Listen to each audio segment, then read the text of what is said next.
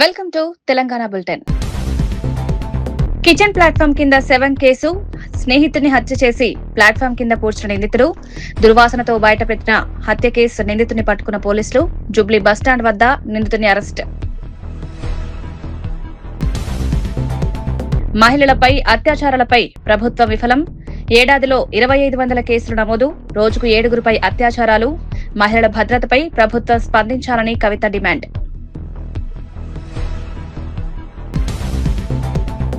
RTC సిబ్బందితో సానుకూలంగా ఉండాలని మంత్రి పొన్నం సూచనలు. డిపోల్లో మౌలిక సదుపాయాలు మెరుగుపరచాలని ఆదేశాలు.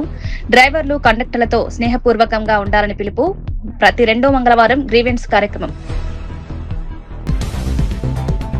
యోగా మహోత్సవంలో పాల్గొన్న కేంద్ర మంత్రి కిషన్ రెడ్డి. యోగా ద్వారా ఆరోగ్యాన్ని కాపాడుకోవాలని పిలుపు. వేలాది మందితో కలిసి యోగాసనాలు. యోగా భారతదేశం గొప్ప కానుక అని వ్యాఖ్య. హైదరాబాద్ నేరెడ్మెట్ లో సంచలనం సృష్టించిన కిచెన్ ప్లాట్ఫామ్ కింద 7 కేసును పోలీసులు ఛేదించారు. స్నేహితులతో మద్యం సేవిస్తున్న సమయంలో జరిగిన గొడవలో మల్లేష్ అనే వ్యక్తి కంచి వెంకటరాములను హత్య చేసినట్లు పోలీసులు తెలిపారు. అనంతరం శవాన్ని బయటకు తీసుకువెళ్లలేమనే భయంతో వంటగది ప్లాట్ఫామ్ కింద సమాధి చేసి ఇటుకలతో కప్పేశాడు. కొన్ని రోజుల తర్వాత దుర్వాసన రావడంతో ఇంటికి తాళం వేసి పరారయ్యాడు. ఇంటి యజమాని అనుమానంతో తలుపులు పగలగొట్టి చూడగా ఘటన వెలుగులోకొచ్చింది. సాంకేతిక ఆధారాలతో నిందితుడిని జూబ్లీ బస్టాండ్ వద్ద పోలీసులు అరెస్ట్ చేశారు. కేసు నమోదు చేసి రిమాండ్కు తరలించారు. ఇదని రావట్లేదని చెప్పేసి ఆ లాక్ బ్రేక్ చేసి వేరే వాళ్ళకు కిరాయి ఇద్దామని టూలెట్ బోర్డు పెట్టిన క్రమంలో వేరే ఎవరో రెంట్కి వస్తారు. అక్కడ రెంట్కి వచ్చిన సందర్భంలో దాని ఇల్లు మొత్తం క్లీన్ చేయించడం కొరకు అని చెప్పేసి చేపిస్తుంటే ఒక కిచెన్ ప్లాట్ఫామ్ కింద మనం ఏదైతే కిచెన్లో ఈ గ్యాస్ బండ పెట్టుకునే చిన్న ప్లేస్ ఉంటుందో అది క్లోజ్ చేయబడడం సిమెంట్ బ్రిక్తో సిమెంట్ కన్స్ట్రక్షన్ తోటి అది క్లోజ్ చేయబడి ఉండడం గమనించిండు. దాంట్లోంచి లైట్గా ఫౌల్ స్మెల్ అనేటటువంటిది రావడం గమనించిండు. అప్పుడు సో అతనికి అనుమానం వచ్చేసి చుట్టుపక్కల వాళ్ళతో కలిసి ఏం జరిగిందని చెప్పేసి చూస్తే దాంట్లో డెడ్ బాడీ ఉన్నట్టుగా అనుమానం వచ్చి వెంటనే దాన్ని పోలీసుకు ఇన్ఫామ్ చేయడం జరిగింది. దానికి అనుగుణంగా మెరిట్ పోలీసు అక్కడికి రీచ్ అయ్యి అది వెరిఫై చేసి చూస్తే దాంట్లో ఏదైతే ఒక మనిషిని చంపి దాంట్లో పూడ్చిపెట్టినట్టుగా మళ్ళీ అది ఎవరికి కూడా అనుమానం రాకుండా సిమెంట్ దానికి చుట్టూ సిమెంట్ వాళ్ళు కన్స్ట్రక్షన్ చేయడం గమనించడం జరిగింది. సో అప్పటికి అది పూర్తిగా రూపురేఖలన్నీ మారిపోయి కేవలం స్కెలిటిన్ మాత్రమే పోలీసుకు లభ్యమైంది. దాంతో మృతుడు ఎవరనేది కూడా మృతుడు లేదా మృతురాలు అనేది కూడా మనకు ఐడియా లేకుండే. సో దాని మీద కేసు రిజిస్టర్ చేసుకొని కాకపోతే అది మర్డర్ ద్వారా చేసినట్టు ఇమీడియట్గా అర్థమైంది. ఎందుకంటే డెడ్ బాడీని పూర్తిగా ఫోల్డ్ చేసి తాళ్ళతో కట్టేసినట్టు కనిపిస్తుంది. సో దాని మీద స్ట్రైట్ అవే అది మర్డర్ కేసులో రిజిస్టర్ చేయడం జరిగింది. దాని మీద ఇన్వెస్టిగేషన్ మల్కాజ్గిరి ఏసీపీ గారి ఆధ్వర్యంలో నేరెడ్మెట్ ఎస్హెచ్ఓ డిఐ మల్కాజ్గిరి, తర్వాత నేరెడ్మెట్ ఎస్ఐలు అవినాష్, చంద్రశేఖర్ వాళ్ళ ఆధ్వర్యంలో టీమ్స్ దాని మీద వర్కౌట్ చేయడం జరిగింది. ఏదైతే ఇనిషియల్గా మనకు ఆ రెంట్కు తీసుకున్నాడో అతన్ని సస్పెక్ట్ చేయడం జరిగింది. అతను ఎవరినన్నా మర్డర్ చేసి ఉండాలి, లేదంటే అతను మర్డర్ అయ్యి ఉండాలని చెప్పేసి. సో ఆ క్రమంలో దర్యాప్తు ప్రారంభించినప్పటికీ అతనికి సంబంధించిన ఏ ఆధారాలు మాకు లభ్యం కాలేదు. ఉన్న సెల్ ఫోన్ కూడా స్విచ్ ఆఫ్ అయి ఉండింది. అది ఫర్దర్గా వెరిఫై చేస్తే అతను 2024లో సొంత కూతుర్నే అత్యాచారం చేసి పోక్సో యాక్ట్ కేసులో జైలుకు పోయి రావడం జరిగిందని తెలిసింది. దానికి అనుగుణంగా అప్పటి నుంచి అతని భార్య కానీ అతని పిల్లలు కానీ ఇతను వదిలేసిండ్రు. సో ఇతను ఒక్కరు మాత్రమే ప్లంబర్ వర్క్ లేదంటే చిన్న చిన్న మేస్త్రీ పనులు ఇట్లాంటివి చేసుకుంటూ 3-4 నెలల ఒక దగ్గర లేదంటే సంవత్సరం ఒక దగ్గర ఉంటాడు. మళ్ళీ ఆ ఏరియా నుంచి చీరాల రైల్వే స్టేషన్ అభివృద్ధి పనులను బాపట్ల ఎంపీ తెన్నేటి కృష్ణప్రసాద్ పరిశీలించారు. స్టేషన్ ఆధునీకరణ కోసం జరుగుతున్న పనుల పురోగతిని అధికారులతో కలిసి సమీక్షించారు. ప్లాట్ఫామ్లు, ప్రయాణికుల సౌకర్యాలు, భవన నిర్మాణాన్ని క్షుణ్ణంగా పరిశీలించారు. గత పర్యటనతో పోలిస్తే పనుల వేగాన్ని అంచనా వేసి మరింత వేగవంతం చేయాలని సూచించారు. నిర్ణీత గడువులోగా పనులు పూర్తి చేయాలని రైల్వే అధికారులకు స్పష్టం చేశారు. నాణ్యత విషయంలో ఎలాంటి రాజీ పడొద్దన్నారు. ప్రయాణికులకు మెరుగైన సేవలు అందించేలా చర్యలు తీసుకోవాలని కోరారు. వర్కులు ఏం జరుగుతున్నాయని చీరాల ముఖ్యంగా ఇప్పటి వరకు 4 సార్లు ఇన్స్పెక్షన్ చేశాను. 4 సార్లు ఇన్స్పెక్షన్ చేసిన తర్వాత ఫస్ట్ 2 టైమ్స్ ఇన్స్పెక్షన్లో ఏమాత్రము ఇంప్రూవ్మెంట్ లేదు. బాగా తిట్టాల్సి వచ్చింది అన్ఫార్చునేట్లీ. ఇప్పుడు చూస్తూ ఉంటే కొంచెం ఇంప్రూవ్మెంట్ ఉంది. అక్కడ ప్లాట్ఫామ్ నెంబర్ 1 నుంచి ప్లాట్ఫామ్ నెంబర్ 3కి 2కి వెళ్ళే ఏదైతే ర్యాంప్ అండ్ ఎస్కలేటర్ ఉందో మధ్యలో కేబుల్స్ ఉన్నాయని ఎక్స్కవేట్ చేసినప్పుడు చాలా 2.5 సంవత్సరాల నుంచి డిలే చేస్తూ వచ్చారు. అవన్నీ సార్ట్అవుట్ చేసి కోఆర్డినేషన్ మీటింగ్లు పెట్టి నేను అప్పుడు ఆ కేబుల్స్ అన్ని పక్కకి పెట్టించి అక్కడ బెడ్ కూడా ఏర్పాటు చేసేసాం. బెడ్ కూడా రేపు వేస్తారు, రేపు కానీ ఎల్లుండి కానీ వేస్తారు. వర్క్ స్టార్ట్ అవుతుంది. త్వరలో మనకి ఎస్కలేటరు అండ్ ఫుట్ ఓవర్ బ్రిడ్జ్ పోవడానికి ర్యాంప్ వస్తుంది. ఇప్పుడు ఉన్న ర్యాంప్ కూడా బాగాలేదు, స్టెప్స్ ఎగుడు దిగుడుగా ఉన్నాయి. దాన్ని కూడా కరెక్షన్ చేసే అవసరం ఉంది. నేను అధికారులతో అడుగుతున్నాను, రైల్వే అధికారులతో దాన్ని కూడా రెక్టిఫై చేయమని చెప్తాను. అయితే నేను మొదటి నుంచి ఒక సమస్యని గట్టిగా పట్టుకుని ఉన్నాను ఇక్కడ. అదేమిటంటే ఈ ఫుట్ ఓవర్ బ్రిడ్జ్ వెనకాల ఏదైతే కనిపిస్తూ ఉందో ఆ foot over bridge platform number 1 నుంచి ఈ వీధిగా వెళ్తూ ప్లాట్ఫామ్ నెంబర్ 2, 3 తర్వాత ప్లాట్ఫామ్ నెంబర్ 4, 5 దగ్గరికి వెళ్ళి ఎండ్ అయిపోయి రైట్కి లెఫ్ట్కి టర్న్ అయింది. రైట్కి టర్న్ అయిన తర్వాత మీరు అక్కడ చూస్తే అది 3 సార్లు అటు తిరిగి ఇటు తిరిగి కింద ప్రతిసారి ఎగుడు దిగుడు అయ్యి అది వేసే స్టెప్ కూడా స్లిప్పరీగా ఉంది. వృద్ధులు, మహిళలు, చిన్నపిల్లలు జారి పడిపోయే అవకాశాలన్నీ జరుగుతూ ఉన్నాయి, మన దృష్టికి రావట్లే. సో అది కూడా నేను వచ్చిన ఫస్ట్ డే నుంచి రెక్టిఫికేషన్ కోసం అడుగుతూ వచ్చాను. దాని రెక్టిఫికేషన్ సొల్యూషన్ ఏమిటి అంటే ఇదే ఫుట్ ఓవర్ బ్రిడ్జ్ కంటిన్యూ అవుతూ అవతల ఉన్న వెస్ట్ బుకింగ్ ఆఫీస్ ఏ ఉందో అంటే 6వ ప్లాట్ఫామ్ కూడా దాటి వెస్ట్ బుకింగ్ ఆఫీస్ దగ్గరికి వెళ్ళి అక్కడ ల్యాండ్ అవ్వాలా. అక్కడ ల్యాండ్ అవుతే అటు సైడ్ ఉన్న గ్రామాలు ఏవైతే ఉన్నాయో వాళ్ళు కూడా డైరెక్ట్గా ఇటు సైడ్ రాని అవసరం లేదు. అక్కడి నుంచి రైల్వే స్టేషన్ లోపలికి వచ్చి ఫుట్ ఓవర్ బ్రిడ్జ్ నుంచి వస్తూ లోపలికి వచ్చేయచ్చు. బుకింగ్ కూడా అక్కడే పెట్టేస్తారు, టికెటింగ్. సో ఇక్కడికి వచ్చి టికెట్ కొని అవసరం లేదు, అక్కడే టికెట్ కొంటారు. సో ఇటువంటి సదుపాయాలు మనం చేస్తూ ఉంటాం. ఇప్పుడు లైటింగ్ కూడా చూస్తూ ఉంటే ఎక్కడైతే కవర్ ఓవర్ ప్లాట్ఫామ్ అంటాం ఈ షెల్టరు, దాని కింద న్యాచురల్లీ లైటింగ్ బాగుంది. ఎక్కడైతే కవర్ ఓవర్ ప్లాట్ఫామ్ లేదో, కవర్ లేదో అక్కడ లైటింగ్ సరిగ్గా లేదు. అది కూడా లైటింగ్ ఇంప్రూవ్ చేయాలని చెప్పాను. ఇవన్నీ చేస్తూ అడుగు అడుగున ప్రతిరోజు ఇంప్రూవ్మెంటే కనిపించాలి. ఇది కూటమి ప్రభుత్వంలో మనకి ఇంప్రూవ్మెంటే కనిపిస్తుంది, కనిపించేటట్టు చేస్తాం. ప్రతి నెల వస్తాను, ఎవరిని వదలను, ఎవరిని పడుకోనియను. రైల్వే అధికారులని వాళ్ళు పని చేయాల్సిందే. చీరాల కోసము బ్రహ్మాండంగా మనం పనిచేయాలి. తెలంగాణలో మహిళలపై అత్యాచారాలు పెరుగుతున్నాయని బీఆర్ఎస్ నేత కవిత ఆరోపించారు. రాష్ట్రంలో ఒక్క ఏడాదిలోనే 2500 కేసులు నమోదయ్యాయని తెలిపారు. రోజుకు సగటున 7గురిపై అత్యాచారాలు జరుగుతున్నాయని పేర్కొన్నారు. నమోదైన కేసులు ఇన్నుంటే నమోదు కాని కేసులు ఇంకా ఎన్నో ఉండొచ్చని ఆందోళన వ్యక్తం చేశారు. నిందితులకు పోలీసులు ప్రభుత్వంపై భయం లేకుండా పోయిందని ప్రశ్నించారు. మహిళల భద్రతపై ప్రభుత్వం విఫలమైందని విమర్శించారు. సీఎం రేవంత్ రెడ్డిని ఈ విషయంలో నిలదీశారు. మహిళలకు రక్షణ కల్పించేందుకు కఠిన చర్యలు తీసుకోవాలని డిమాండ్ చేశారు. రేవంత్ రెడ్డి గారు వచ్చినప్పటి నుంచి రాకెట్ పెరిగినట్టుగా పెరిగిపోతూ ఉన్నాయి. Today's numbers you can all check in NCRB. 2500 women have been raped in the last 1 year. అంటే యావరేజ్ డైలీ ఒక 7 మంది ఆడబిడ్డల మీద అత్యాచారం జరుగుతుంది మన తెలంగాణ రాష్ట్రం. ఇవి రిపోర్టెడ్. అన్రిపోర్టెడ్ ఎన్ని ఉంటాయి? అంటే ఎందుకంత భయం లేదు? పోలీసులు అంటే ఎందుకంత భయం లేదు? ప్రభుత్వం అంటే ఎందుకంత భయం లేదు? మా ఆడబిడ్డలకు ఎందుకు రక్షణ లేదని నేను ముఖ్యమంత్రి గారిని స్ట్రేట్గా క్వశ్చన్ చేస్తూ ఉన్నా. At the same time communal violence బీభత్సంగా పెరిగిపోతుంది. రోజు ఏదో ఒక దగ్గర ఒక గుడిలో అమ్మవారి విగ్రహాన్ని ధ్వంసం చేస్తారు, లేకపోతే ఒక మసీద్ని ఏదో చేస్తారు, లేకపోతే ఒక చర్చ్ మీద దాడి చేస్తారు. Why is this happening? Why are you not able to control? అంటే హోమ్ మినిస్టర్ మీరే ఉంటారు, లా అండ్ ఆర్డర్ కంట్రోల్ చేయరు. హోమ్ మినిస్టర్ మీరే ఉంటారు, మహిళలకు సెక్యూరిటీ ఇయ్యరు. విద్యాశాఖ మంత్రి మీరే ఉంటారు, పిల్లలు చచ్చిపోతున్నా కూడా రివ్యూ చేసే అవకాశం ఉండదు. ఇక ప్రజలను కలుసుడు, మమేకమవుడు అని చాలా పెద్ద పెద్ద మాటలు చెప్పారు అంతకుముందు. ప్రజావాణికి ఒక్కరోజు వచ్చిరండి సీఎం గారు, జస్ట్ 1 day. తర్వాత ప్రజావాణిలో చిన్నారెడ్డి గారు ఉంటారు, ఇంకొక ఆఫీసర్ ఉంటారు తప్పితే ఇంకెక్కడా లేదు. అంటే సీఎం గారికి కనీసం ప్రజలను కలిసే తీరిక లేదు. మరి లేకపోతే ఎందుకు మాట ఇచ్చినట్టు? మీరు ఇచ్చిన మాట తప్ప మేము ఇంకోటి అడుగుతలేం. సెక్రటేరియట్కి ఎన్నిసార్లు వచ్చిరండి రేవంత్ రెడ్డి గారు? ఈయన కూడా వాస్తు ప్రాబ్లంతోనే వస్తున్నారా లేదా అన్నది అర్థం కాని పరిస్థితి. రివ్యూలు ఎక్కడ పెడుతున్నారంటే కమాండ్ కంట్రోల్ రూమ్ లేకపోతే ఎంసీహెచ్ఆర్డి. మరి సెక్రటేరియట్ ఎందుకు కట్టినట్టు? సెక్రటేరియట్లో మార్పులు చేర్పులు ఎందుకు చేసినట్టు? మీకు కూడా వాస్తు ప్రాబ్లం ఏమైనా ఉందా? మరి మీరు ఆరోపించినట్టుగానే అనేది సూటిగా మేము ప్రశ్నిస్తా ఉన్నాం. అంటే ఒక పక్క ప్రజలతో మమేకం గారు, ఇంకొక పక్క దారుణమైనటువంటి విధ్వంసం జరుగుతుంటే పట్టించుకోరు. భద్రాద్రి కొత్తగూడెం జిల్లా చర్ల మండలంలో ఇసుక సొసైటీ సమస్యపై ఉద్రిక్త పరిస్థితులు నెలకొన్నాయి. కమిటీ కాలపరిమితి ముగిసినా కొత్త కమిటీ ఏర్పాట్లు అధికారులు ఆలస్యం చేస్తున్నారని ఆరోపణలు వచ్చాయి. ఈ ఆలస్యం వల్ల సొసైటీ సభ్యుల మధ్య ఘర్షణలు చోటు చేసుకున్నాయని తెలిపారు. పాత కంపెనీలు కోర్టును తప్పుదారి పట్టించి ఇసుక కార్యకలాపాలపై ఆదేశాలు తెచ్చుకున్నాయని విమర్శించారు. అధికారులు సమయానికి స్పందించుంటే సమస్య ఇంతగా పెరిగేది కాదన్నారు. అక్రమాలకు పాల్పడుతున్న వారిపై చర్యలు తీసుకోవాలని డిమాండ్ చేశారు. చెర్ల మండలంలో చిమ్మలపాడు ఇసుక ర్యాంపు సమస్య రోజు రోజుకి పెరిగిపోతాం తప్ప ఈ సమస్య పరిష్కారం కావట్లేదు. DCO ఆఫీసు కానీ, ITDA PO ఆఫీస్ కానీ, జిల్లా కలెక్టర్ కానీ, TGMDC ఆఫీసు వాళ్ళకు కూడా ఈ సమస్య మొత్తాన్ని కూడా క్లుప్తంగా తెలిసినప్పటికీ అక్కడ ఉన్నటువంటి కమిటీ ఏదైతుందో ఆ కమిటీ పాత పద్ధతిలో మొత్తం రద్దయినటువంటి కమిటీ ఉంది.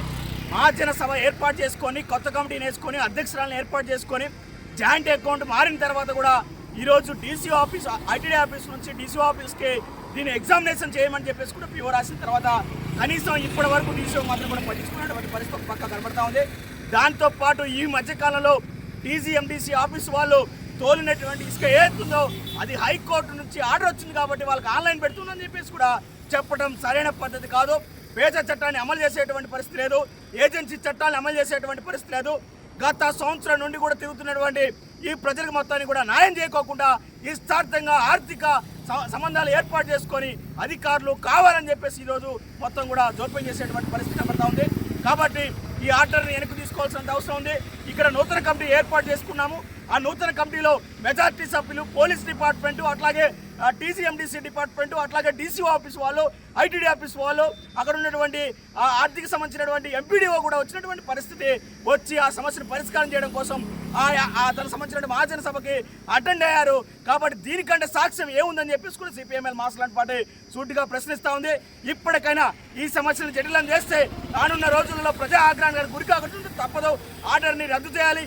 కొత్త కమిటీని మొత్తాన్ని కూడా వేసి ఇసుక సంబంధించిన గిరిజన అభివృద్ధికి సంబంధించిన కుటుంబాల అభివృద్ధిని కూడా కొనసాగించాలని చెప్పేసి కూడా CPML నిజామాబాద్ జిల్లా ఆర్మూర్ మండలం పెర్కిట్ గ్రామంలో రైతులు ధాన్యం కొనుగోలు ఆలస్యంపై ఆందోళన చేపట్టారు. పంటను వెంటనే కొనుగోలు చేయాలని ప్రభుత్వాన్ని డిమాండ్ చేశారు. కొనుగోలు కేంద్రాల్లో కార్మికుల కొరత కారణంగా సేకరణలో జాప్యం జరుగుతోందని తెలిపారు. ధాన్యానికి కోతలు లేకుండా సరైన ధరకు కొనుగోలు చేయాలని కోరారు. రైతులు నినాదాలు చేస్తూ తమ సమస్యలను అధికారుల దృష్టికి తీసుకువెళ్లారు. పంట నిల్వ కారణంగా నష్టాలు ఎదురవుతున్నాయని ఆవేదన వ్యక్తం చేశారు. అధికారులు వెంటనే స్పందించి సమస్యను పరిష్కరించాలని డిమాండ్ చేశారు. ఇప్పటికైనా స్పందించి స్థానిక నాయకులు గాని, స్థానిక అధికారులు గాని ధాన్యం లేపాలని మేము ఆ పెరిగిన రైతులు డిమాండ్ చేస్తున్నాం. ఒకవేళ ఇలా స్పందించకపోతే ఇంకో 4 రోజుల తర్వాత హైవేనే దిగ్బంధం చేస్తాం. గతంలో ఇప్పుడు కోతలు చాలా పెద్ద ఎత్తున జరిగినాయి. రోడ్లపైన ఎక్కడెక్కడ ధాన్యం కుప్పలు పోవడం జరిగింది. ఈ అకాల వర్షాలు పడి రైతులు నానా విధాలుగా నష్టపోతా ఉన్నారు. ఇప్పటికైనా అధికారులు కళ్ళు తెరిచి దీని మీద ఒక దృష్టి సారించి వెంటనే లారీలను పంపించి తూకాలు వేయించి రైతులను సత్వరమే వారికి న్యాయం జరిగేలా చూడాలని చెప్పేసి కోరుతా ఉన్నాం. ఇప్పటి వరకు ఒక్క కుప్ప జోకింది లేదు, ఒక్క బస్తా పోయింది లేదు. నిన్న ఈ రస్తా వరకు చేస్తామని చెప్పి పిలుపునిస్తే రాత్రి దించిర్రు. ఆంధ్రప్రదేశ్ లో గ్రామీణ పారిశుద్ధ్యాన్ని మెరుగుపరిచేందుకు ఉప ముఖ్యమంత్రి పవన్ కళ్యాణ్ ఆలోచనతో ప్రారంభమైన స్వచ్ఛ రథాలు మంచి ఫలితాలిస్తున్నాయి. చెత్త సేకరణను శాస్త్రీయంగా నిర్వహిస్తూ గ్రామాలను పరిశుభ్రంగా ఉంచడంలో ఈ వాహనాలు కీలకంగా మారాయి. ఈ కార్యక్రమంపై ప్రజల్లో అవగాహన పెంచేందుకు నటుడు నాని ముందుకొచ్చి ప్రచారం చేశారు. ప్రతి ఒక్కరూ తమ గ్రామ శుభ్రతకు బాధ్యత వహించాలని పిలుపునిచ్చారు. పారిశుద్ధ్యం మెరుగుపడితే ప్రజల ఆరోగ్యం కూడా మెరుగుపడుతుందని నిపుణులు చెబుతున్నారు. గ్రామాల్లో వ్యర్థ నిర్వహణ వ్యవస్థను బలోపేతం చేయడం ద్వారా వ్యాధులను తగ్గించవచ్చని అధికారులు తెలిపారు. ప్రజల భాగస్వామ్యంతో ఈ కార్యక్రమం విజయవంతమవుతోందని పేర్కొన్నారు. గ్రామాల రూపురేఖలు మారుతున్నాయని అభిప్రాయాలు వ్యక్తమవుతున్నాయి.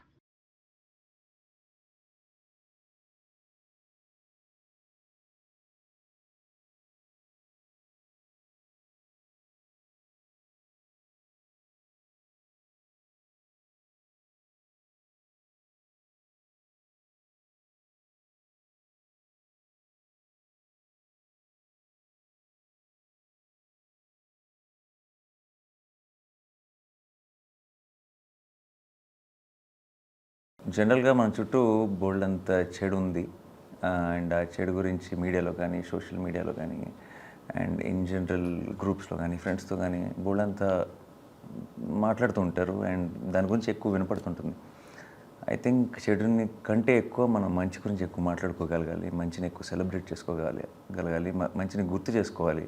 I just got to know that కొత్తగా ఒక స్వచ్ఛ రథాలు అనే ఒక ఇనిషియేటివ్ని స్టార్ట్ చేశారు పవన్ కళ్యాణ్ గారు. అండ్ అది ఒక one of the most important initiatives I feel. ఎందుకంటే మన చుట్టూ మన హెల్త్కి సంబంధించి కానీ, మన సొసైటీకి సంబంధించి కానీ ఒక బిగ్గెస్ట్ ప్రాబ్లం ఏంటంటే మనకి we are not really trained or educated in waste management. ఒక చెత్తని how do we deal with it అనేది మిగతా దేశాలతో కంపేర్ చేసిన, మిగతా ప్లేసులతో కంపేర్ చేసిన ఐ థింక్ మనం ఎక్కడో కొంచెం ల్యాకింగ్లో ఉన్నాం. అండ్ దానికి సంబంధించిన అవేర్నెస్ని క్రియేట్ చేయడానికి ఇలాంటి ఒక ఇనిషియేటివ్ని స్టార్ట్ చేసి అట్ ద సేమ్ టైం ఈ స్వచ్ఛ రథాలని స్టార్ట్ చేసి దానికి ఒక 600 స్వచ్ఛ రథాలు ఆల్రెడీ లాంచ్ చేశారని చెప్పారు. అండ్ ఒక బ్యూటిఫుల్ థింగ్ ఏంటంటే తడి చెత్త, పొడి చెత్త అన్నది వేరు చేయటం అండ్ చేయటం వల్ల వచ్చే లాభాలు ఏంటి, దానివల్ల వచ్చే హెల్త్ బెనిఫిట్స్ ఏంటి, మనకి అది చేయకపోవడం వల్ల వచ్చే రిస్క్స్ ఏంటి అన్న దాని మీద ఒక అవేర్నెస్ని క్రియేట్ చేయటం. I think that's the need of the hour and I really congratulate the entire team for doing this.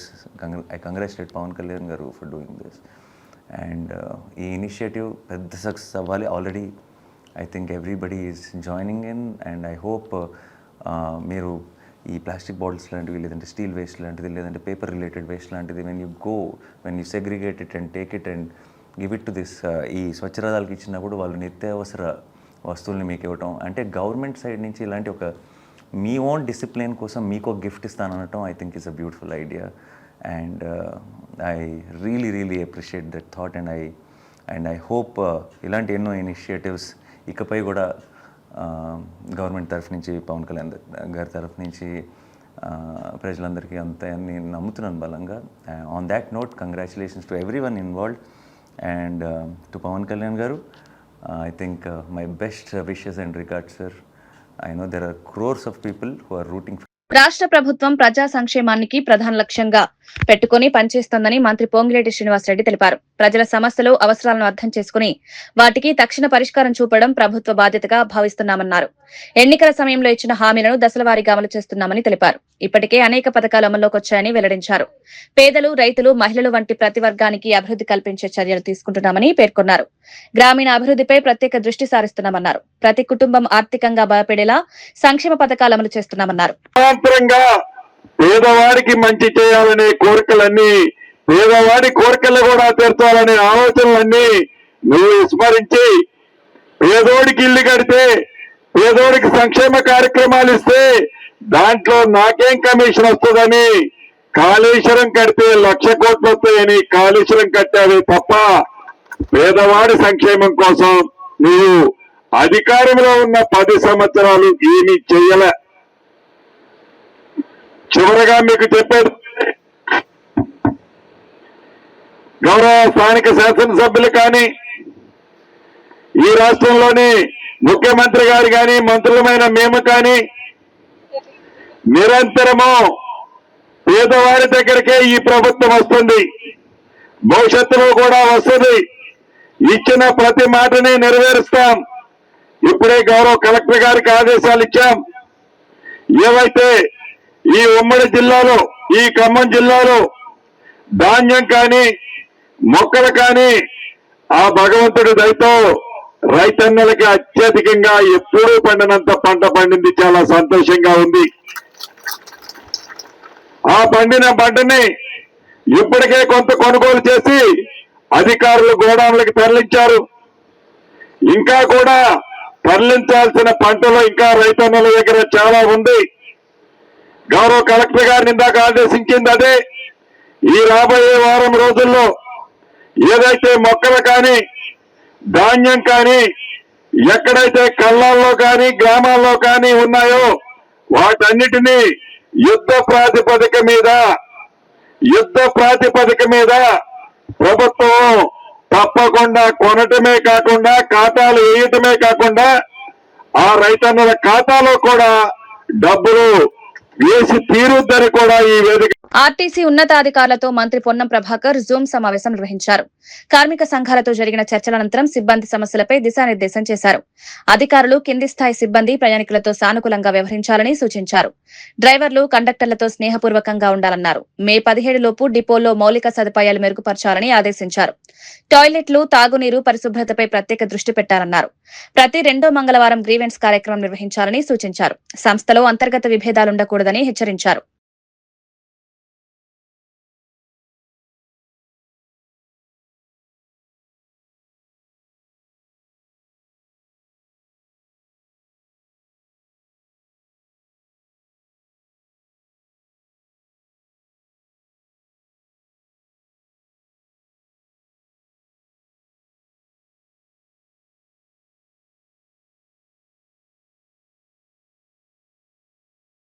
Wanaparthy జిల్లా ఆత్మకూరులో బీఆర్ఎస్ నేతలు ధాన్యం కొనుగోలు సమస్యపై ధర్నా చేపట్టారు. వెంటనే వరి ధాన్యం కొనుగోలు చేయాలని ప్రభుత్వాన్ని డిమాండ్ చేశారు. మాజీ ఎమ్మెల్యే చిట్టెం రామ్మోహన్ రెడ్డి ఈ నిరసనలో పాల్గొన్నారు. కొనుగోలు కేంద్రాలు ప్రారంభించినప్పటికీ తూకాలు సకాలంలో వేయడం లేదని విమర్శించారు. రైతులు పండించిన ప్రతి గింజను ప్రభుత్వం కొనుగోలు చేయాలని కోరారు. కాంగ్రెస్ ప్రభుత్వం ధాన్యం కొనలేని స్థితిలో ఉందని ఆరోపించారు. సమస్య పరిష్కారం లేకపోతే ప్రజలు తిరగబడతారని హెచ్చరించారు.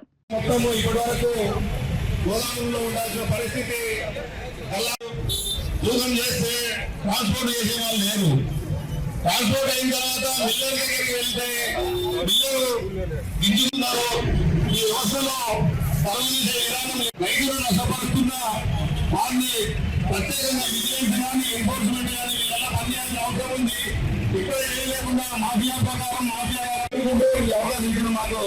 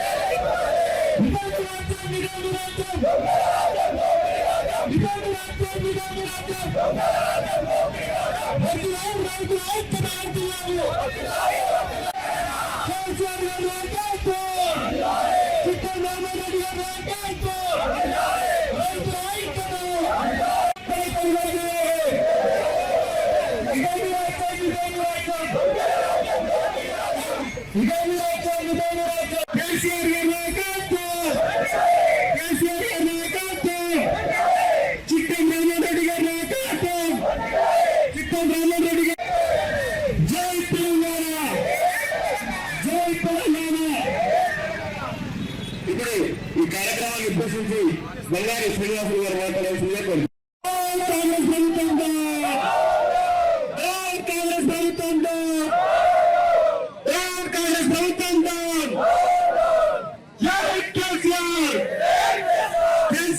హైదరాబాద్ లో నిర్వహించిన యోగా మహోత్సవ కార్యక్రమంలో కేంద్ర మంత్రి కిషన్ రెడ్డి పాల్గొన్నారు.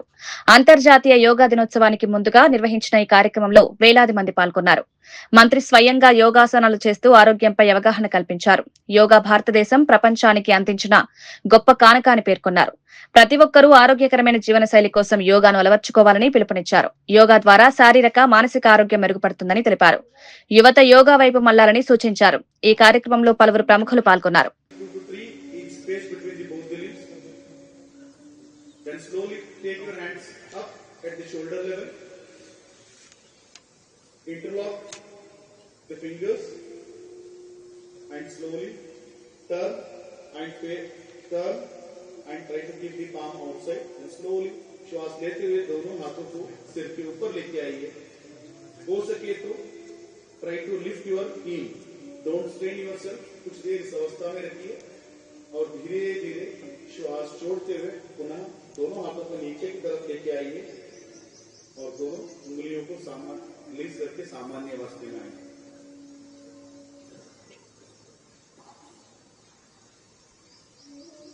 अब हम पादहस्तासन का अभ्यास करेंगे. यह अभ्यास जिसे भी बीपी है, हर्निया है, हाइपर एसिडिटी है, लंबर स्पॉन्डिलाइटिस, ऐसी स्थिति में सावधानी के साथ इसका अभ्यास करना है. जब हम इसका अभ्यास करेंगे पूरा ध्यान अपने कमर पर, try to feel the changes in your waist, in the abdomen and below back. So to practice this, slowly inhale, take your hands up above your head. धीरे से श्वास लेते हुए दोनों हाथों को ऊपर की तरफ और धीरे धीरे श्वास छोड़ते हुए आगे की तरफ झुकिए. Slowly bend forward, don't strain yourself. और धीरे धीरे हाथों को जांघों पर रख सकते हैं, हो सके तो जमीन पर भी रख सकते हैं. आपकी क्षमता के हिसाब से करिए. Don't strain yourself and try to be in this posture for a while. थोड़ी देर इस अवस्था में बना रखिए और थोड़ी देर और धीरे धीरे श्वास लेते हुए धीरे धीरे सिर गर्दन को ऊपर, हाथों को ऊपर लेके आइए और पुनः श्वास छोड़ते हुए दोनों हाथों को नीचे की तरफ. यहाँ एक अभ्यास डाइजेशन, मेटाबॉलिज्म को बढ़ाता है. It will help to take off the complaints like constipation.